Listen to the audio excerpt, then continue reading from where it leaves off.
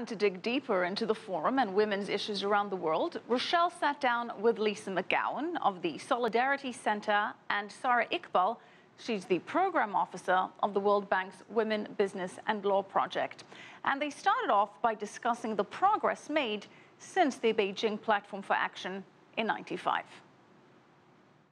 A recent passage of a convention at the ILO that was securing the rights of domestic workers worldwide. And domestic workers are hundreds of millions of women workers around the world. And this was the first time that their rights as workers were established, and then the fact that they actually were workers in the global economy was named and rights were established to support them. I think that was a major shift and one of the kinds of things that they were calling for in the Beijing platform, which was we need to support women in the work they do and make sure that their rights follow them everywhere they go in every part of their life.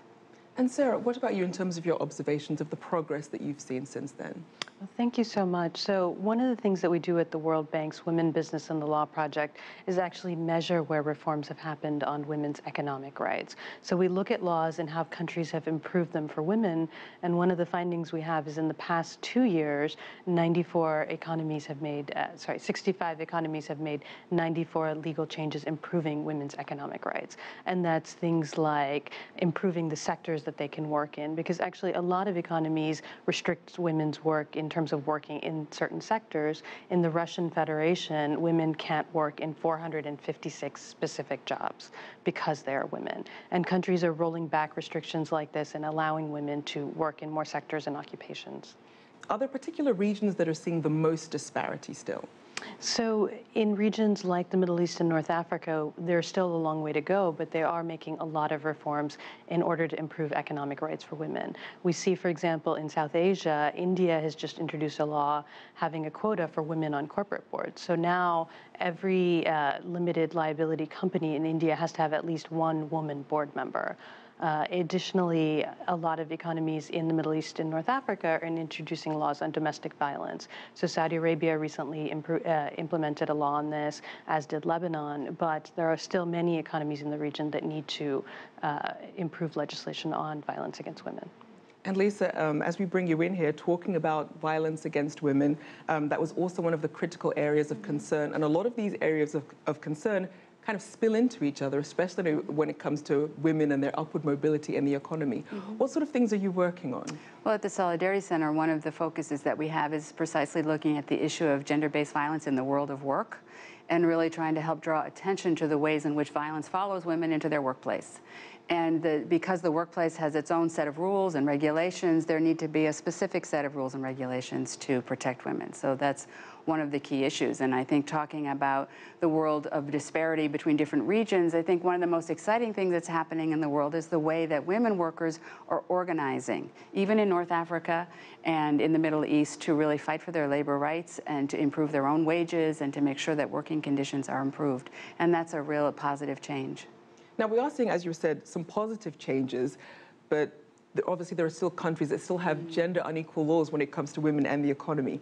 How confident are you that we'll actually achieve this gender equality in our lifetime? Please. Well, I think we absolutely can do it, and I think we absolutely must do it. And I think it's a question of putting the political will into the question. We know what works. The World Bank has done a large amount of research, and especially some of the work that they've done recently is really identifying what are some of the policies, programs. Labor rights organizations have been calling for years on exactly the kind of specific things that need to be done. What we need now is political will. We are leaving half of the world's economy behind. We've got to bring them back up into the resource allocation streams. Yeah. And Sarah, would you agree with that? I absolutely do agree with that. So 90% of economies that we cover have at least one law discriminating against women, holding them back in the economy. But economies are moving forward and actually removing these laws. One of the things that we found that I thought personally was astounding is actually where the law discriminates against women. Women are less likely to start businesses, they're less likely to have jobs, the girls are less likely to go to secondary school, and actually the gender wage gap is much wider. So improving these laws for women actually leads to better outcomes for women, for their families, and for their countries.